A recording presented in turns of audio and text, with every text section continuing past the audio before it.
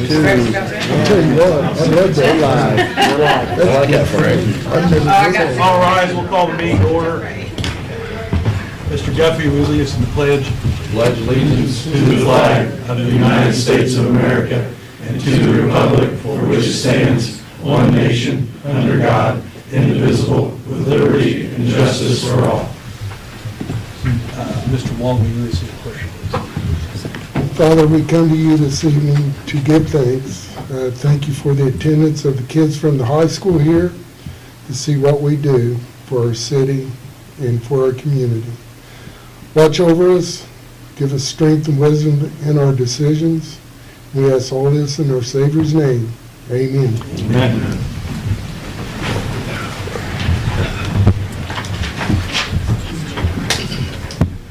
Let's take a roll call, please. All right, good evening. Mike Guffey. Present. Jeff Hancock. Present. Jerry Walton. Present. Aaron Dickon. Here. Mark Cover. Here. Lynn Purdue. Present. Rex Peckinpah. Here. Do I hear an action on the minutes of the previous meeting? I'd like to make a motion, accept the previous meeting's minutes. Second. Okay, moved and seconded. Let's take a roll call vote on that, please. Mike Guffey. Aye. Jeff Hancock. Aye. Jerry Walton. Aye. Aaron Dickon. Aye. Mark Cover. Aye. Lynn Purdue. Aye. Rex Peckinpah. Aye. That brings us to where we add to or approve our agenda. We're going to make a little adjustment in our agenda tonight to get a couple things out of the way so we can get some people moving on to some other events. So I'm going to turn the floor over to Mr. Dickon first. Actually, we can skip. Wait just a minute.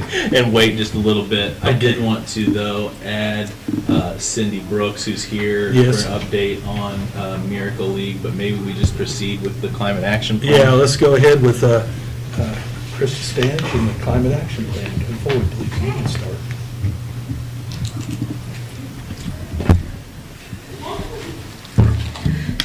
Greetings, everyone. My name is Crystal Stanich. I'm here to represent the Newcastle Climate Action Team. With me, we have a lot of young faces in the audience. Diana Bowman's environmental sciences students are all here. Hey guys, you want to stand up for a second?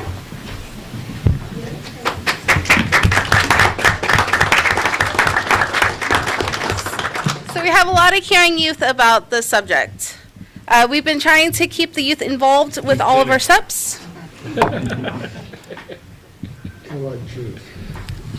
But you have myself, Melissa Heide with Henry County Solid Waste Management, Diana Bowman, who just stepped in with the high school, Aaron, Beverly Matthews with Healthy Communities, Nan Polk with the League of Women Voters, Healthy Communities, and with the school board, Dr. Helen Stussy, and then Carolyn and John Van, who are with Solarize Indiana and are both retired professors from Ball State University. So it always helps to have retired professors in your pocket, especially when you're doing something like this. Today, I just want to give you guys an update on where we're at with the Climate Action Plan. Back in 2022, the city passed a resolution to put together a climate action plan. So we have been slowly working on that, looking at some of our sister cities' plans that have passed. So Muncie, is this on? Can everybody hear me okay? Okay. So Muncie and Richmond, we've been looking at their plans to see where our cities can overlap, trying not to reinvent the wheel. And then just looking locally at what's important to us. We had a community survey done with over 200 responses, and we're taking a look to see what our citizens actually care about. And, you know, shocker, they do care. They really do care about our city and having a clean environment. And they care about energy costs, which to me, a lot of this ties into each other. So reducing energy usage reduces costs to us. I know myself, as well as the city, would like to probably save some money when it comes to energy. So one of the first things, and again, I'm about to list like our wish list items that we're going to propose to put into the climate action plan. If you are staunchly opposed to anything, you can talk to me afterwards. Don't say it so now, I might cry. So we would like to refocus our efforts on the sustainability park that we had talked about out at the old street department. We had started working on removing some invasive plants out there. Is that okay that we still proceed working on that site, cleaning it up and putting in some pocket prairies and finishing our tree plantings? And then there is a Senate bill out there, 74. Are you guys familiar with the Senate bill? That's going to for July, but it's about balcony solar panels. Are you guys familiar with plug-in solar panels? It'll make it much more readily available for residents to reduce their energy costs by preventing some of the blockades that utility companies have put in place. So they can actually directly plug into converters and save 20 to 40%. Working also on a city energy audit with Duke. I believe the city has previously had an audit, maybe under another administration? No, under this one? Do you know how long ago that was? Oh, it's been in the last 10 years. In the last 10 years? Okay. Do you know if any of those findings have been implemented? Like, have we? Put LED lights in this building, fire stations, Okay. numerous of our facilities. Okay. So expanding on that, if it has been 10 years, maybe doing another one, and just seeing how we can just keep bringing those savings up. I think I'd heard, the Mayor, that you were investigating possibilities of solar roof panels? Yes. Is that something? Okay. So researching more into that line, seeing if that's feasible, because over a lifetime, those things can save a lot of money.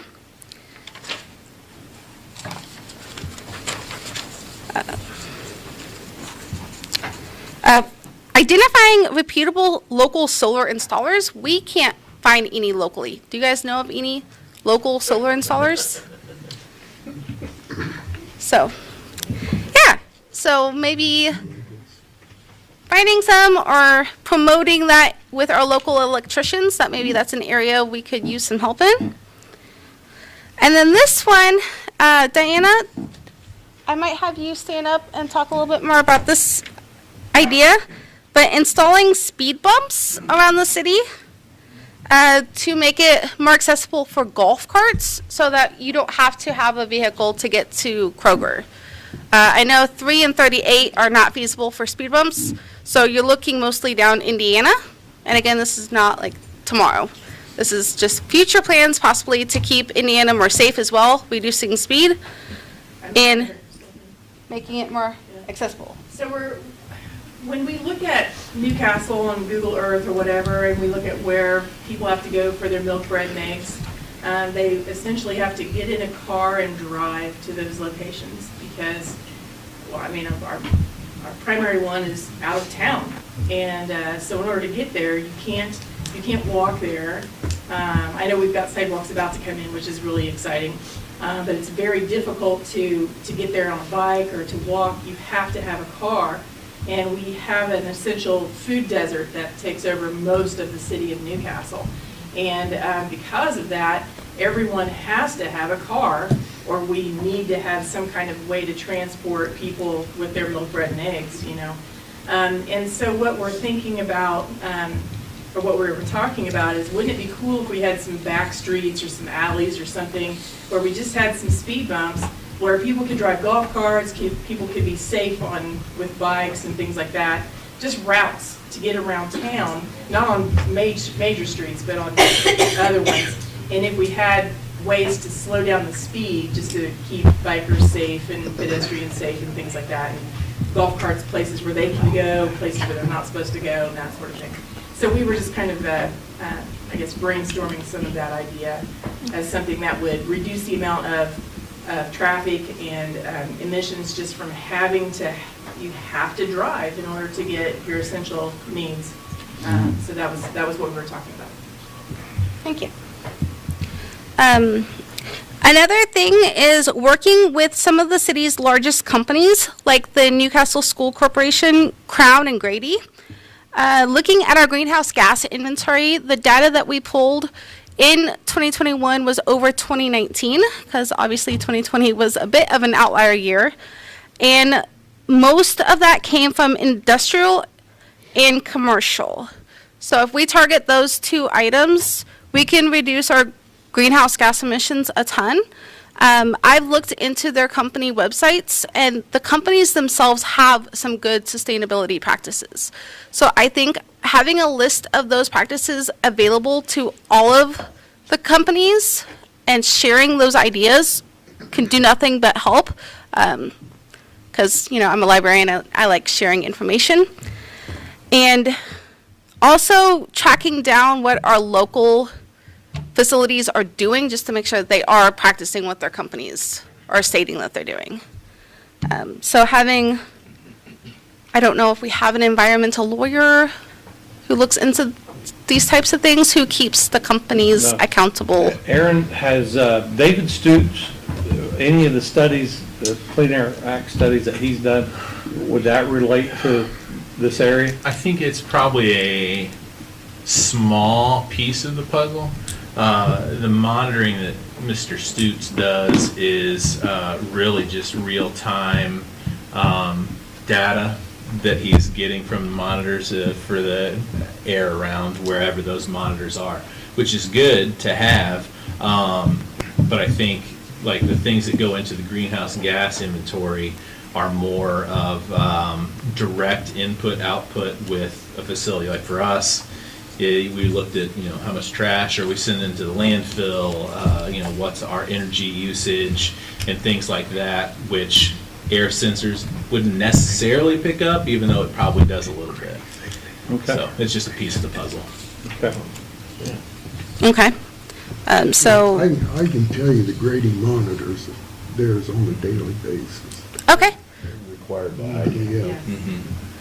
So do they have an annual report maybe that they file They do If that- item. with item? That's Okay. through the state, not through That's us. it. Okay, yep, I was wondering that.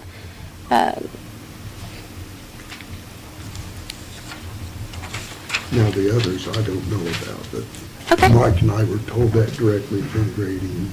It's known, so. well, great. Okay, thank you for that. So our primary purpose, of course, is to reduce those greenhouse gas emissions. We have done a lot, though, in the last few years. We have done a lot of tree plantings, working with the city. We've actually had some EV charging stations installed, which that was a huge project. I know we'd like to see some more solar initiatives around the town. Hopefully, with local or with the legislation, that'll become easier to do. We will also be identifying grants to apply for, because we do not expect that the city is going to give us millions of dollars to fund all of our sustainability wish lists. And then also just having more contact with city council and with the mayor.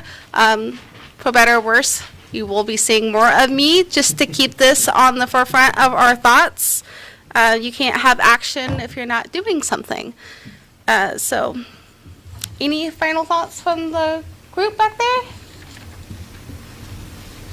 These young kids came up with the idea for the Cool Climate Festival, by the way, and it's been amazing every year. Diana?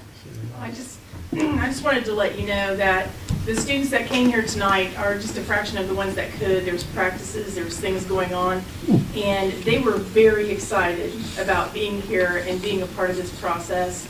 They do care about their city.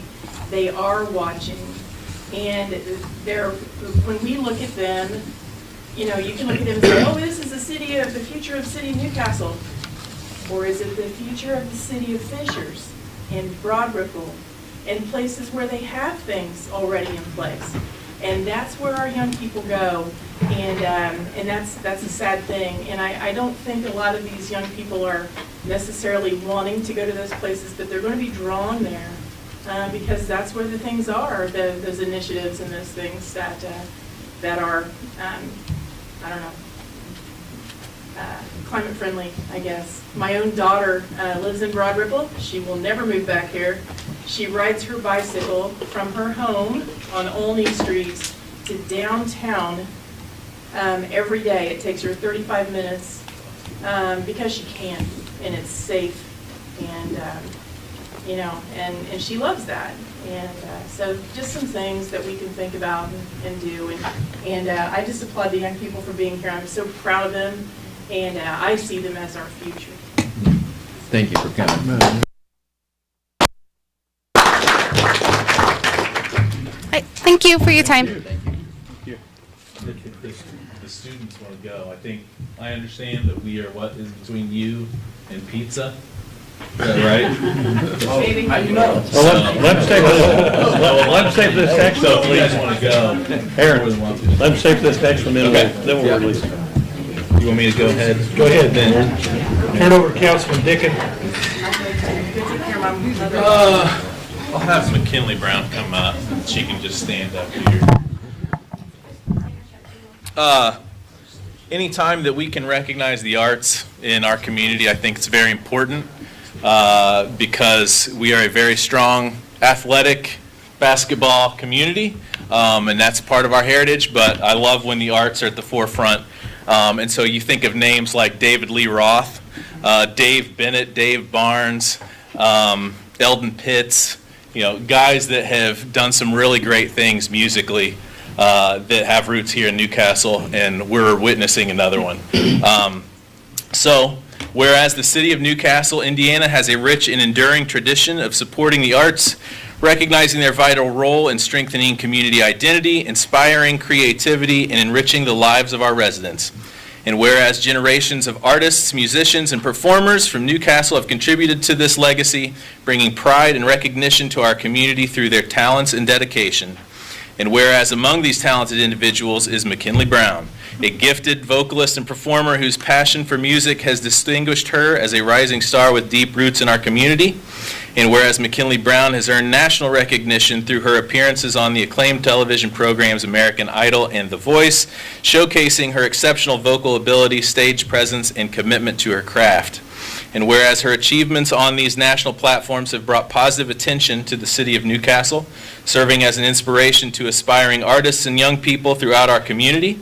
And whereas McKinley Brown's success reflects not only her individual talent and perseverance, but also the strength of Newcastle's artistic heritage and the supportive community that helped nurture her journey. Now, therefore, Greg York, Mayor of the City of Newcastle, Indiana, on behalf of the Common Council and the citizens of Newcastle, do hereby recognize and honor McKinley Brown for her outstanding achievements in the performing arts, her representation of our community on the national stage, and her role in inspiring the next generation of artists. McKinley's family is here. If you know the Browns, they're a very musical family. It's obviously genetic, and just grateful that they're a part of our community and that they are sharing McKinley with us. And if the meeting actually wraps up on time, if Corey can keep it under 10 minutes, you can watch The Voice tonight because I think she'll be on. Yes. So, McKinley Brown.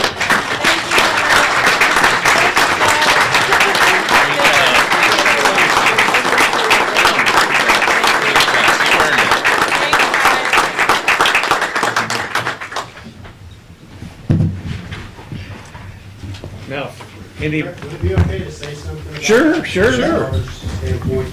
Those secrets Come up get here so out they can now. pick you up on the stream. Oh, yes, I won't give away no secrets, and I will make it very, very quick.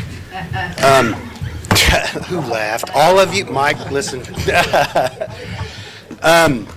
You know, I appreciate Aaron and all of you guys honoring McKinley, one of our kids. We have 4 total. And what I just wanted to say was I know that that might seem small in a community honoring someone outside of sports, and I love sports.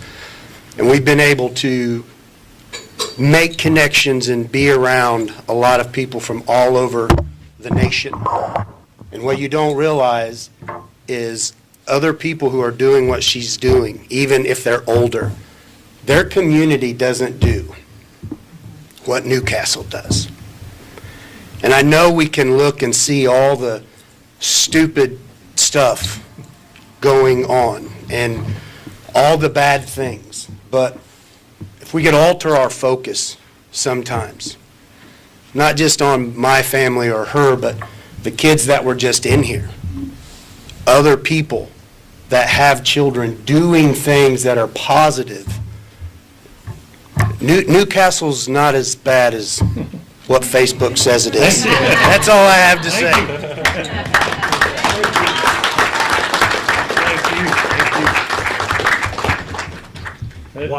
Go ahead. No, go ahead. Well, I've enjoyed watching McKinley on TV and at the various appearances she's had, but the one thing that I'll never forget is when she and her dad were going to do the Star Spangled Banner at the wrestling semi-state. They were out there in the midst of all these wrestlers just doing a sound check, and she sang about 3 words maybe of the national anthem, and I mean, bam, it was silent. Everybody stood up, and they were all ready for the national anthem. And then she had to say, well, that was just a check. But I'll never forget that. We appreciate you, McKinley, a bunch, and your family. Of course, thank you. Okay, we'll move on now to our public comments. That brings up Mr. Murphy. Let's see if you can do better than all that. See if you can top that. If anybody wants to leave. Yeah, for right now, if any of you need to leave, it's fine. I'm really boring if you want to leave. All right, we're going to give you about a minute and a half to clear out if you want to go. You're not going to bother or offend anybody if you leave. Thank you. Thank you guys for coming. Thanks.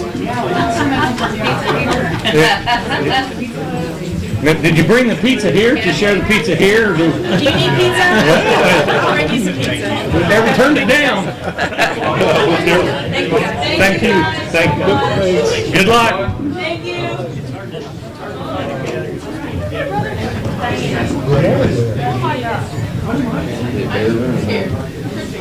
No, yeah.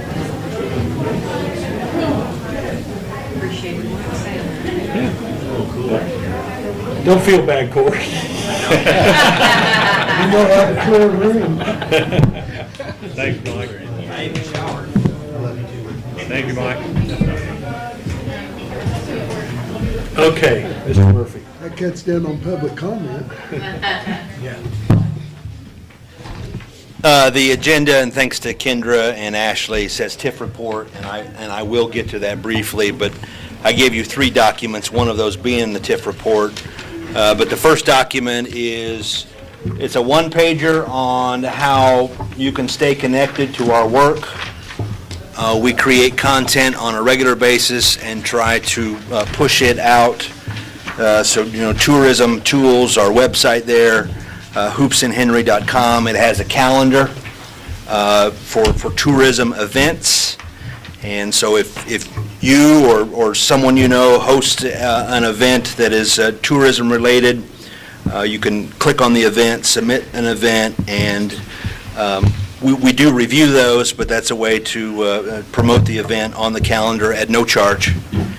And then we also have the digital sign at your park below the big flag there at State Road 3 and 38, and my colleague Kelly manages the content on that sign, and we promote visit-worthy events from all across the county there on that sign, also at no charge.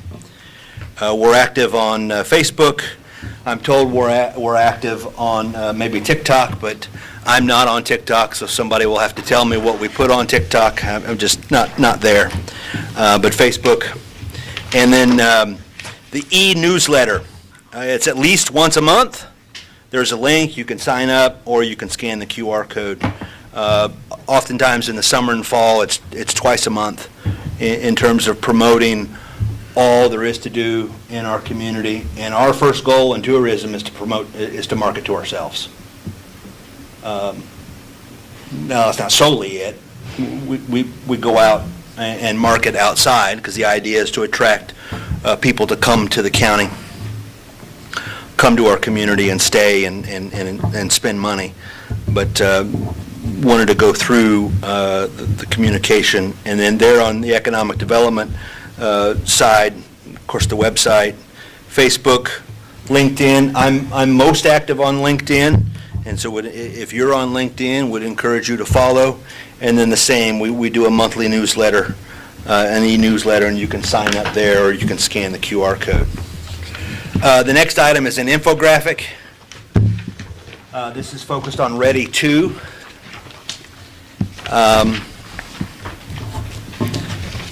So Ashbury Field, 65 homes, it's just north of Newcastle, served by city water and sewer. The Industrial Park water and sewer upgrades, that's in the Industrial Park south of town with city water and sewer. Memorial Park, 4-H Center infrastructure, again, water and sewer. And then Brookfield Farms in the city, 85 homes on Washington Street. We met with the home builder there recently, and as soon as May, maybe into June, you're going to see a model home. And they're going to start actively promoting and selling those homes over on Brookfield Farms. The home builder is Ryan Homes. They have an office in Indianapolis. They are a large national home builder headquartered on the East Coast. But there was a whole team of Ryan Homes here meeting with the mayor and Dave Barker and then the Kenny's office in terms of planning and permitting. And so Mayor June, you'll see a model home come up over there. And then our match sources, $2.4 million from County Food and Beverage and $1.7 million from the city RDC and the county RDC. And so my point there is the collaboration between the city and county, because neither one could do it alone. And the city's in the county. And the county benefits from activity in the city. I know you all know that, but I have to just say that often. We work together, we partner, yes, we fuss every now and then, but we could not go after these transformational funds if we didn't have the ability to invest and provide the local match. So thank you for your leadership. $5.2 million of Ready leverages over $34 million of capital investment, much of which is underway now. Questions on that? As far as the Ready program, because of your efforts and your labors, we're pretty much ahead of the scale of everybody else in our region, so I appreciate all your work and all your efforts of making this move forward. Thank you. Appreciate it. Now to the agenda item. Statute says that the state statute says that the City of Newcastle Redevelopment Commission, so I'm here on behalf of the City Redevelopment Commission, its members are listed on the third page of the report. So the president is Larry Abrams, vice president is Forrest Plank, secretary is Jim Milliken, members include Scott Hayes and Sandra Bertram, and then the non-voting school board member, and this is from 2025, because I know in 2026 it was a different, but that was Seth Lee. So on behalf of the Redevelopment Commission, I'm here to present this report. Ultimately, Ashley in the clerk treasurer's office will file this with the mafia, I mean the Department of Local Government Finance. But essentially, and I'd be happy to answer any questions, I'm not going to bore you with it page by page, but essentially it breaks it down by each of the allocation areas. And there are 3 allocation areas covered in this report. The most active allocation area is the Southeast Downtown Economic Development Area. Revenues received in 2025, $638,188. Expenses paid in 2025, $517,161. The fund balance at the end of December 31st last year was almost $581,000. There is debt tied to that allocation area. That debt was issued in 2018 to pay for the construction of 1400 Plaza. The interest rate on that bond is 3%.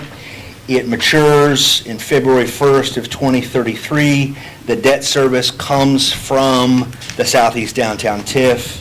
Debt payments in 2025 totaled $180,975. The other activity, the main activity coming from the Southeast Downtown Economic Development Area is BRAP, the Building Renovation Assistance Program, which is a partnership between the City of Newcastle and Newcastle Main Street. The funding mechanism for that is tax increment finance. Quick history story. When I found out that the City of Carmel Redevelopment Commission was an equity owner in the Hoagie Carmichael Hotel in downtown Carmel, I called our attorney over in Indianapolis and I said, do they have special legislation? And Miss Lee said, no, they don't. I said, well, how do they do it? And she goes, well, you want to become an equity? I said, no, I do not want to become an equity owner in a hotel, but I want to give Newcastle the opportunity to provide substantial incentive to invest in our downtown building owners. And that is the kind of the backstory on how BRAP was born. And we needed a nonprofit like Newcastle Main Street to partner. And so the funding from that comes from the City of Newcastle Redevelopment Commission, and it goes to Newcastle Main Street, but then there's a committee that decides, or a board that decides what applications get funded. And I believe this body has an appointment, the mayor has an appointment, the redevelopment commission has an appointment, and the Main Street Board has an appointment. Mr. Peckinpah and Mr. Walden serve on the committee along with myself, Stevie Meyer from Historic Landmarks, and Paulette Lees. And so that committee meets from time to time to review requests for the Building Renovation Assistance Program. And so in 2025, we're only showing 44,000 coming out, but cumulatively, it is approximately $1 million over a 3 or 4 year period, leveraging a couple $1 million in terms of investment in downtown buildings. I'd be happy to answer any questions, but that concludes my report, both on the economic development side and then also on behalf of the City of Newcastle Redevelopment Commission. Corey, when they advertise these properties, 65 homes and 85 homes, how are they going about that? I think all mechanisms, through realtors, through direct marketing, through all kinds of advertising opportunities.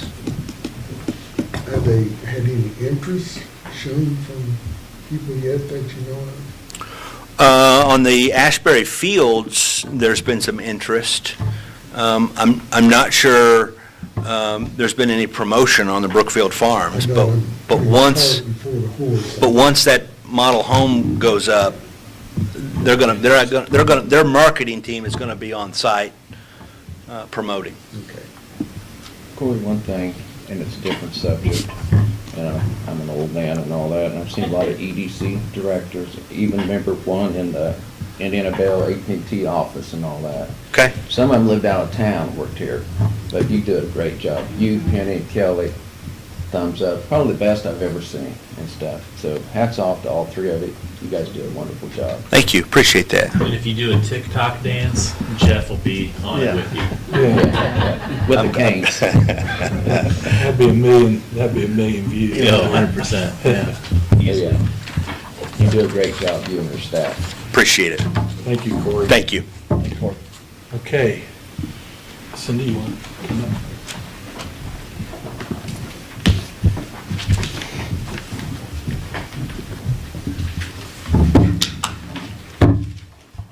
Good evening. Oh, You're good. I took it off there. I could dance around, right? You can pretend it's not there. It's just Okay. for the stream. Okay. My name is Cindy Brooks. I am the president of Miracle League of Henry County. This is Matt Porter. He's on our board, executive board. And we're here tonight. First of all, thank you for letting us speak and coming in, not on the agenda, so we appreciate that. I'm just here to talk to you about the Miracle League and what we have coming up. and ask a favor. Imagine that. That's what I come here for. I was going to have this big old thing written out about what the Miracle League is and what we do and what our players are and who they are and how we play and all that, but I think everybody here is familiar with that.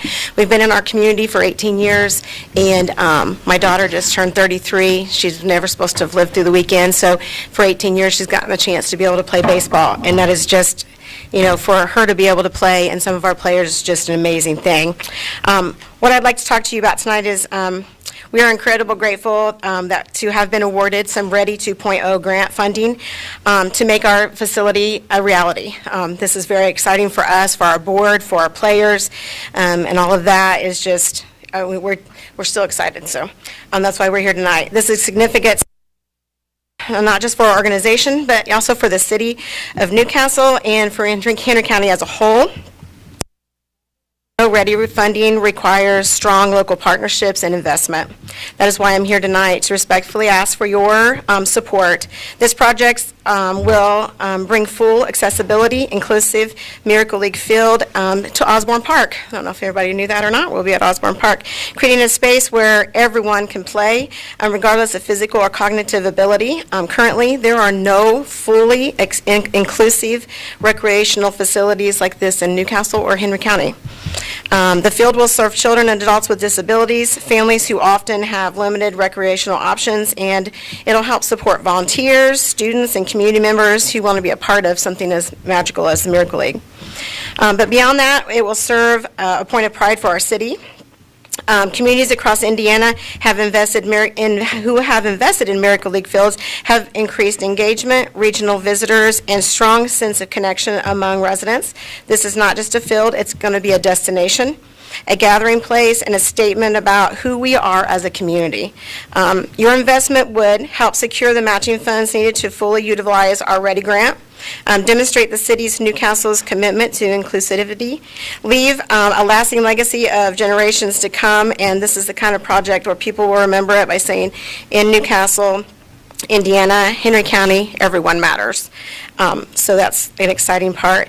As some of you, as someone who has seen firsthand what opportunities like this mean to families, I can tell you that this will change a few hundred, if not more, thousands of lives. We're ready. We have momentum, which is exciting for all of us, and with your support, we can make this a vision of reality by the season of 2027. And so thank you for your time. If you have any questions, I'd be glad to answer those now. Which diamond are you planning on renovating? We are actually going to take over the football field, the old football Starting all field. over. Starting all Not over. any existing diamonds that are out. That's what I was getting to. That's Restrooms, concession, a field. by the parking lot, too. Yes, yeah, well, nice parking lot, everything would be accessible, no curbs, no, that kind of thing. What's the total cost that you're looking at? So for the first phase is a little over 600,000. We were granted 175 through Ready. We've received some money from food and beverage, and the Miracle League also has funding that we have. We haven't got deep into the weeds yet, but Danielson Field is fenced in. It's flat, it's been a football facility, it's a good spot, but we'll get worked out how much land they actually need. I'm thinking that it will go east. There's kind of a driveway that people would pull back the driveway and pull up to the fence. I'm thinking that our agreement with them will be probably beyond, not just inside the fence, probably will be beyond the east side of that driveway that goes back. So we're not putting them in a box that they won't be able to grow or won't be able to expand. So we're getting that worked out of how much of the area that they'll need. But right now, Little League football teams don't even practice on that facility, so It's not being used. it's not being used. It would be great to turn it into something active. We've upgraded Osborne Park, and girls softball diamonds are very active now, so that space in between, you have the concrete park, asphalt parking lot pulling in, softball diamonds parking lot comes back to that, so So it's not just in, I haven't even discussed it with you guys yet, but it's not just inside that fence. If we need to come further east, we're looking at that and work on that also. Is there a certain percentage of the grant that we need to fulfill, Greg, Mr. Mayor? That, I don't, I'm not aware of that. And does giving up the property, the space for it count towards Well, that that? might be some in-kind, Yes. to be applied towards that, yes. I'm thrilled to death. There's still probably things that need to be worked That's the out. ward, Yeah. that's the ward I represent. And the Miracle League will also have an inclusive, eventually in a phase, that the field will be playable by 2027, then the next phase would be to make it a turf field, and then also have family meeting areas and a playground, all-inclusive playground. So there's different stages that we'll do as we come out of this, and hopefully maybe even be able to partner with our local Special Olympics, be able to have them to be able to be there. Miracle League now has traveling teams, so once we have our turf field, they would come here for tournaments, men's wheelchair softball tournaments, college softball tournaments, use Miracle League fields. So there's potential for not just our league, but other leagues and other, like college softball, to be able to come and play for that. So it's would be a great attraction for us, for Newcastle, Henry County. Oh, that's fantastic. Can you give me those figures one more time? What's the total for the grant, or what's the total grant amount? 175. 175, and then how, is it dollar for dollar match, so we gotta come up with half of that? Or that's the amount that we have to come up with? At this point, she just needs to present to the state a budget that gets her phase one built. Okay. Okay. So if it's a $600,000 project, 175 of it is Yeah. ready. Gotcha. And then county food and beverage, help me out, 56, 50. 50? approximately 50,000 from county food and beverage. Miracle League has around 56,000 also. Okay. Then you have that budget by chance? I mean, not tonight, but I can. we have it yet? Because I think that's what we would like to see. Probably need to get with the mayor, see what kind of in-kind, because there'll be in-kind work, I'm sure, that we Yeah. would do that probably cuts down that That's true, budgetary too, number right. by a certain level, And before we then get to the bottom line. I always offer this up. I don't know if it helps or hurts, honestly, anymore. But if there's people that we need to connect with, and we've talked about that a little bit too. I'm happy to make phone calls, go visit Okay. people, whatever. Okay. I don't know if that gives you any leverage or not from this body, but happy to do it. Okay, wonderful. Thanks so much. Thank you. So I'll get you the budget, and then you'll let me. Thank you, appreciate it. Thank you. Thank you. Thank you so much. Okay, is there anybody else from the community that would like to speak? Yeah, would you like to say something? Go ahead. Sure. Oh, no, you're welcome. Come on up. Come on up. Tell us your name, just for, Xavier Sanders. okay. I just wanted to talk about, as a student, as someone who's a part of a lot and that does a lot of sports, tries to be involved. I asked her if I could stay after and say something. She said, yeah. I was like, okay. I currently go through the Vocational Career Center, and we've talked about people that go through vocational building trades, electrician work, and proposing that solar certification license to them, and maybe applying a job out of that, because that was something that got me into the Career Center in the first place, was being able to say, hey, you take the firefighter course, you have a job right out of it. You take the EMT course, you have a job right out of it. I'm both. And I can say for certain that it's definitely enticing to have a job confirmation. And it's definitely a motivator to have a job confirmation. And I know money's a budget, that's a whole thing. I currently enlisted, so this is not going to be me that's going to be talking about this and that's going to live through this. But people that are here, people that I leave behind, people that I come back to see, I would like for them to, have, because I know money, okay? I understand that. I mean, I just filled up my truck and it cost me $89, like $90. Like that's, so I understand you save money where you can, but it's just, to me, I want to propose a question, like how many people here have children, grandchildren? How many of those people are at middle school or, graduated? And how many times did you hear them say that they wanted to be something that stayed here? How many times they wanted to be something that didn't take them California, to Ball State, out of town, or to be something that, you may not see them for a while. Like me, I chose to be enlisted, I chose to be a firefighter, I chose to, go and serve, go and help places elsewhere. And I feel like if we had a little bit more job security, a little bit more like, hey, if you do this, you can be here, have a job, and, take electrician work, you can help us out in the city. And I feel like as someone who's, freshly adult, wants a job, wants to, provide for the people around me, take care of the people around me, that's important and it's value to me to be able to say, hey, I understand where you're coming from, and I understand that, and I want to help, and I can help.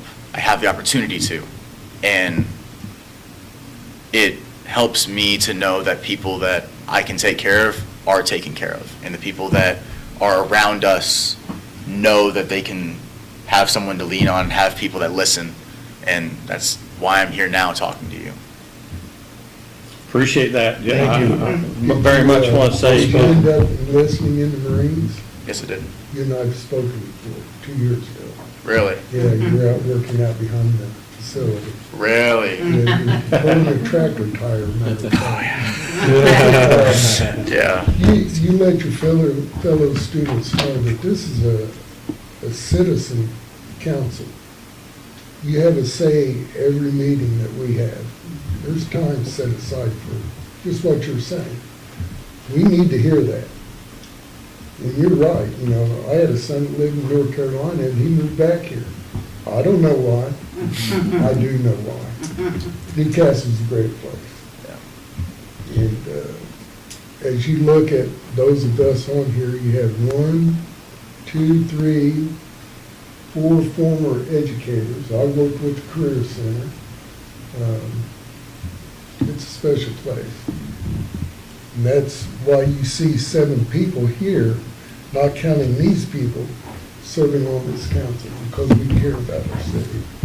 And we know how good it is and how much better it could be with leadership from people like Corey.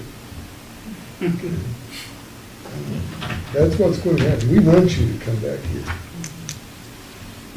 We want you to be back home. Well, I want to Thank you thank for you the words. for going to serve our country too, and stuff. Of course. was I feel like it's someone who has an able body, then it's my responsibility to take care of people that We really appreciate can't it. or Yeah. aren't able to. Yeah. Very well spoken, too. Thank you. Yes. Well, to piggyback off what Jerry said, being a younger person on this Oh, council, thanks, Aaron. I can't, I've turned 40 this month, so I can't say that much longer. I always love when people come home. Like Jerry said, I stuck around because my family was here, and, riches, fame, whatever, could not replace, the time that I've had with my family around the corner, is where we live from them, actually.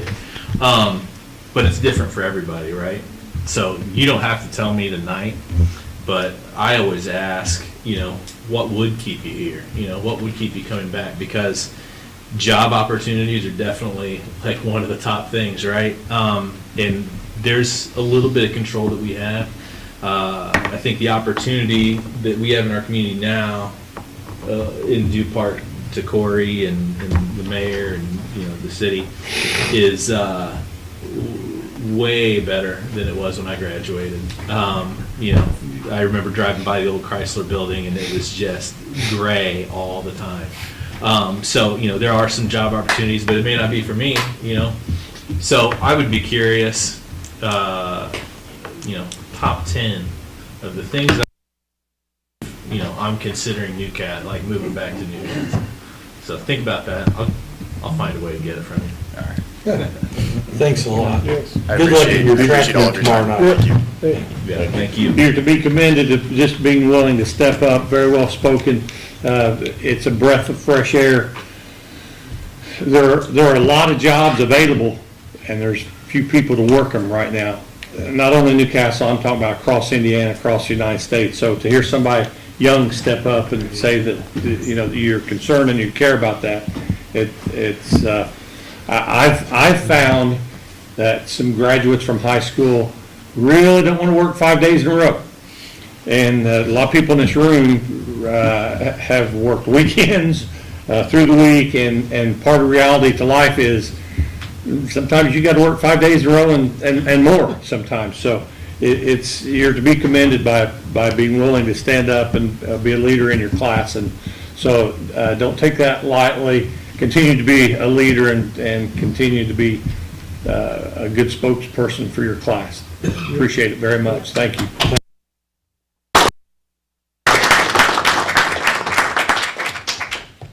Any other citizens wishing to come forward? Nan? Yeah. What you got, All of Nan? that. This is kind of weak sauce here, but Yeah, I just want to save the date. Hope Initiative is doing taking the pulse, and we want as many city officials there as possible. It's May 7th at 6 p.m. at the REMC building. So anyone that can, please come, and we want to hear things that you think are good about the community, barriers, things that we need to do, and we need a lot of input. So Say 6 p.m.? 6 p.m., May 7th at the REMC, just to save the date. Thank you. Cookies? Absolutely. Pizza? I don't know about What kind of food? Okay, anybody? Pretty soon we're gonna get everybody. We should just went around the Get room. It's your turn, it's your turn, it's your turn. I just want to say real quick, the Pointer Brothers had a little egg hunt, and, yeah. But they do that all on their own. They ask for permission, but they give away the bikes. We had nothing to do with that. It just made this community look good. And what that young man was saying, what brings us back is people like them. And we just really, truly, I really thank them. So if you ever see them and see the park employees that got our parks ready for that, be sure and thank them. Thanks. We'll do. Good time to see That was a them. huge crowd. A good time to see them is Sunday mornings at the skate park, because they're always out there at the track messing with the kids. Yeah. I've talked to them several times on Sunday mornings. Well, Mr. Guffey, you can lead I us have off. nothing. Okay. Mr. Hancock. I just need to see Connie Dale after the meeting. Mr. Walden. Tell you what, I haven't gotten goosebumps many times from listening to young kids speak. I got goosebumps during that. He said exactly what I believe. And, putting 35 years into kids in this community, what a representative gang. He needs to run for mayor or something. That's just awesome. And I wish more kids felt at ease coming to these meetings and letting their voices being heard. I just wish that message would get out, because that's neat to hear tonight. So, We said he asked the teacher if he could stay and speak. I mean, how many times did you see that? Yeah. well, if you notice, Say that. it's kind of itching to get up and talk when they were here. I admire that. Okay, Mr. Dickin. If you've watched any of the Artemis 2, you know, to kind of echo what Mike Brown said earlier, everything is pretty insignificant. And there's, to quote my favorite president, Jed Bartlett, there's far more that unites us than divides us. That's all I have. Mr. Coder? Nothing. Mr. Perdue? I have nothing. Mrs. Broyle stole my thing, so I have nothing. Okay. Anything from the police department? I do, Mayor. Aren't you glad I'm back? Congratulations, by the way. Thank you. So I just had a couple things this evening. First thing, I just wanted to say thank you to the mayor, to the chief, for giving me the opportunity to go to FBI National Academy. It's been a long time since we've had anybody be able to go out and do that. So I really appreciate your support. Not sure what it says that the best thing I could do for the city was leave for 3 months, but I do appreciate you do that. So I also want to say, because there's been a lot of talk tonight about Newcastle, so I didn't grow up in Newcastle. I chose to move my family here. I choose to live here because we have a fantastic city that I'm proud to be a part of. So with that being said, I'll let all of you take a look at this, and I'll keep this under 30 minutes for you, okay? Thanks.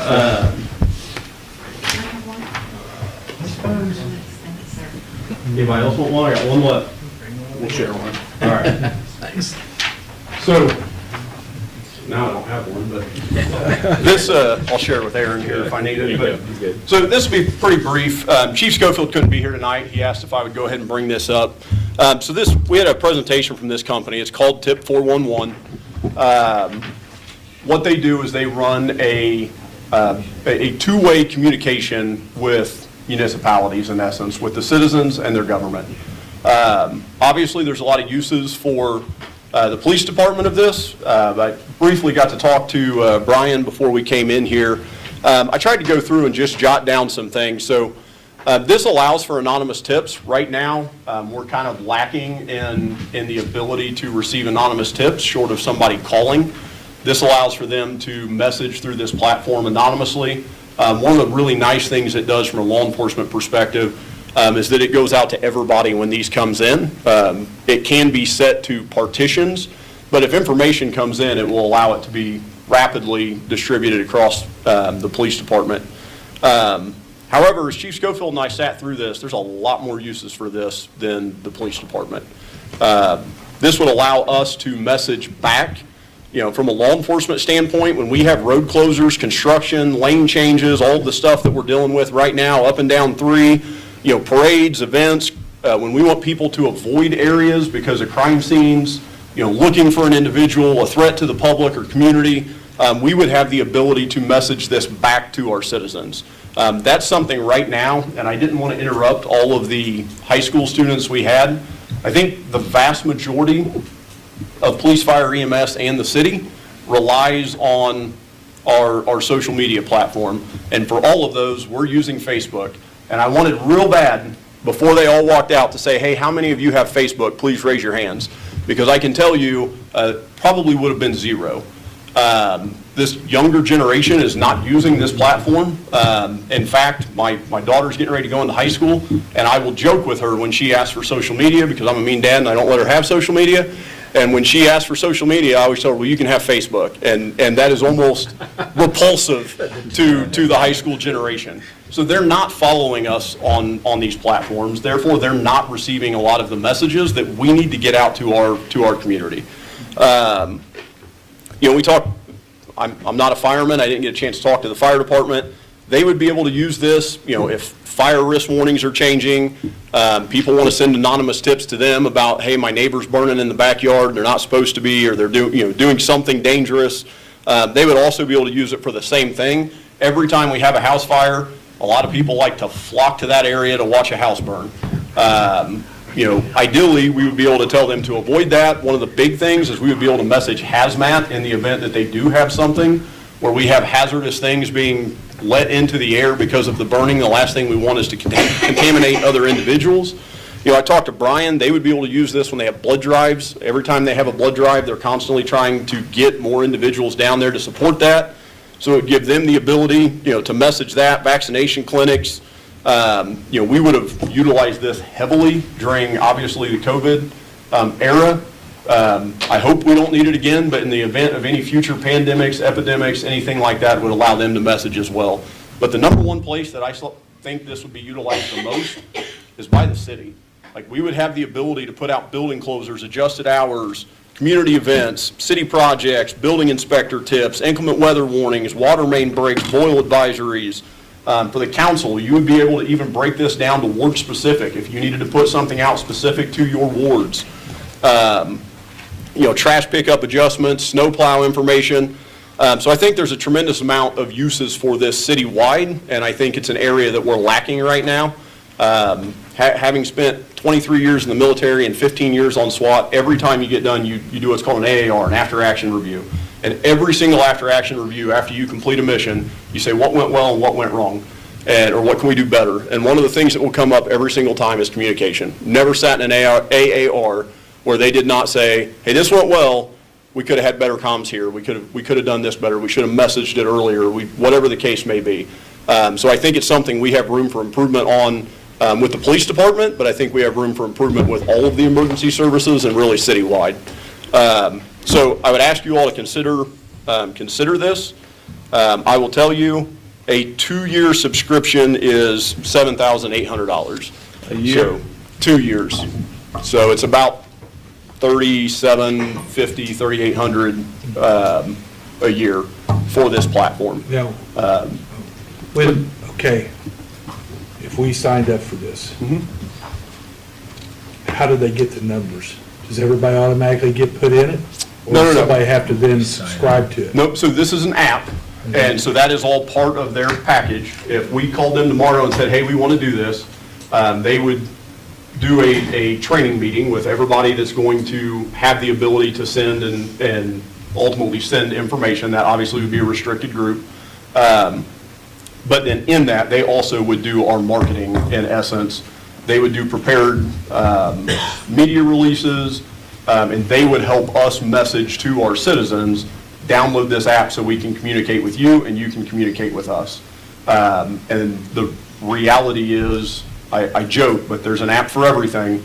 Like, there's an FBI National Academy app that lets me find other graduates from other cities when we're conducting investigations. Like, this upcoming generation, downloading apps is what they do constantly. So I think they will message that portion and help us push that out to our community. They don't have to download it. It doesn't cost them anything to download it. But they would have to download the app to their phone, whether it's iOS or Android, doesn't matter, in order to receive those notifications. And I think part of our struggle right now is that, we have an obligation to communicate across generations. And the challenge that gives us is we have to communicate in multiple platforms. I think we have almost 12,000 people following our Facebook, and that's fantastic. So we would continue to communicate all of this over our social media just like we do now, but I think this would hit a massive portion of our population that's not receiving those messages. Well, this would fill in, like right now, we have a monthly email that goes out, and we have, I think it's 2 times a month, we can send a text about trash pickup, different things like that. So this could fill in some, they could work together to fill in some gaps and things. I think this would be there is no one platform that is the solution to communication, or we would all be using it. But I think this fills a lot of gaps that we currently have. Like I said, I can specifically speak for the police department, but I think there's a lot of uses for other emergency services in the city in general, just as another way to message this. Well, somebody's got to feed it. I mean, on our behalf, who's going to feed it this information? Do we have to hire somebody to? No, not at all. So that's where, if we decide to do this, when they come in to do that training, we would have to have representatives of who can feed it. Like on the police department, Chief Schofield and I would be on the list of who can send out that information, and probably several other officers. One of the things I always try to be very careful about, anything that comes out of my mouth in a public setting is on behalf of Chief Schofield. So I'm not going to put anything out that is not vetted by him. It would be the same for the other services and the same for yourself, Mayor. Whether you wanted that to be Kendra or somebody. It's not going to be me. So, if you want to be accurate, it's not going to be me. Whoever that would be, we would have to poll the individuals representing those entities and train them on how to do that. Well, I'm a little confused on like the anonymous tips. I mean, we wouldn't want that to go on this app. We would want that to come in privately, but we don't. If that comes in, we don't want that No, so out to It would everybody. just go. So we can Go partition in. that to where that stuff would come to the police department, unless, for example, it was, my It's neighbor's. it's not like a chat. It wouldn't be like you'd be sending something and I'd get it and I'd send something and, it would just be, if you sent a tip in, it would just go to one specific place that would then have that tip. It wouldn't be broadcast to all the people that were ever on the app. Correct. Yeah, they would be able to send a tip to the police department or to the city building, but only the individuals on the receiving end can see that, not everybody that has the app. Okay, all right. It could But be not everybody advertised on our webpage, though. Yeah, absolutely. Really, not everybody on the Yep. receiving end is Yeah. probably going to see it. Yeah, it could be advertised on our webpage. If we do this, I would say that we're going to put it out on all of our social media platforms, on all of our messaging capabilities, because what makes this effective, obviously, is getting as many of our citizens on this as we can. Well, we're paying somebody to do this on a social site, so some of it is crossover, but it's a chore to get it done monthly. That's the thing, what we did a few years ago with Christie gave a presentation. Do you remember that? And we had the same questions then. Who's going to be responsible to get out that information about road closures and water main breaks and all that? And how does this differ from that? And I think that cost around $7,000. Right, well, this is, in essence, this is easier because, and I don't, there had to be decisions made on exactly who would have access to putting that out. But for example, Lee might be one of those people. Well, then Lee would not have to go through the process of going to Kendra, saying, Kendra, we're gonna close these roads, and, then Kendra, we meet and, all this. Lee could go on and he could say, well, on June 14th, such and such a roads will be closed because.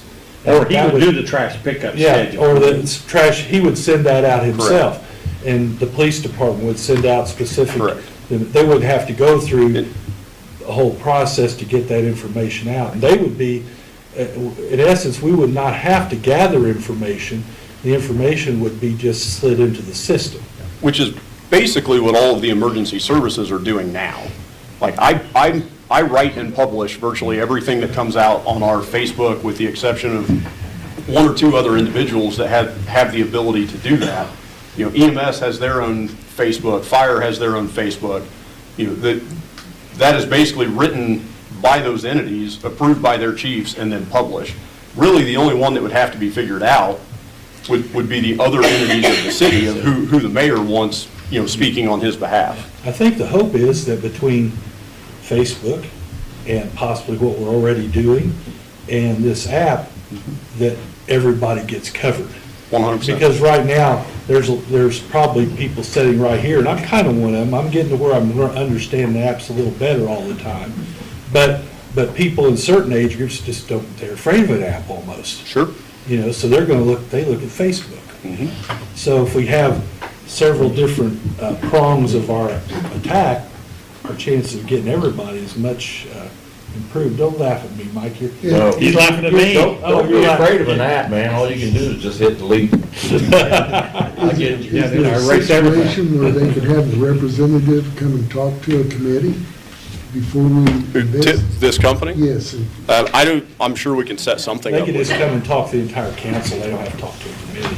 But I'm sure we can set something up with Do you them. know how many? You could do a Zoom You know how many meeting.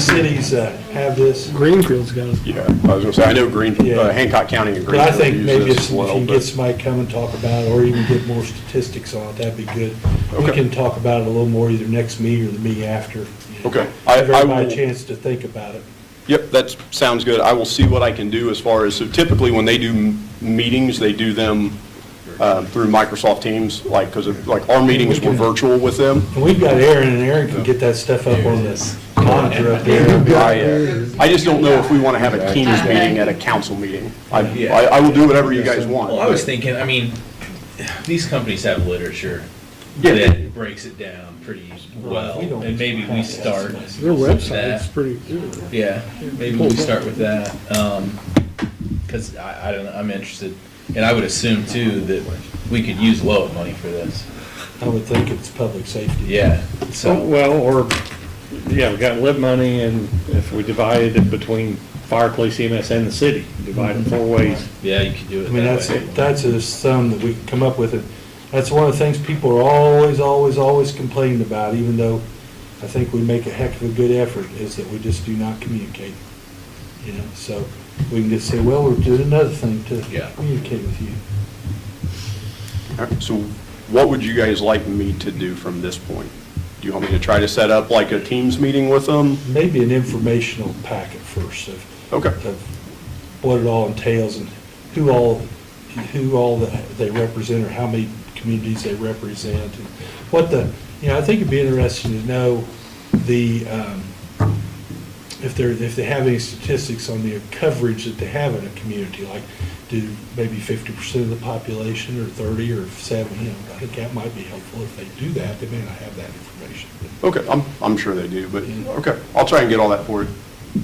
I'm real big on flow charts. So if one exists that takes this from the beginning, from the call, where it goes, then from there, where does it go? You know, just how the whole thing flows and gets out to the public, you know, for information. And it doesn't have to be anything elaborate, but if you can just kind of, you know, draw one up yourself, I guess. Call when it comes in, who does it go to? From the call taker, whoever, where does it go from there? And how does it get out to the public? Okay. All right, anything else? Thanks, Justin. All right, yeah, no problem. Thank you. Okay. Dave? I don't have anything else. Ash?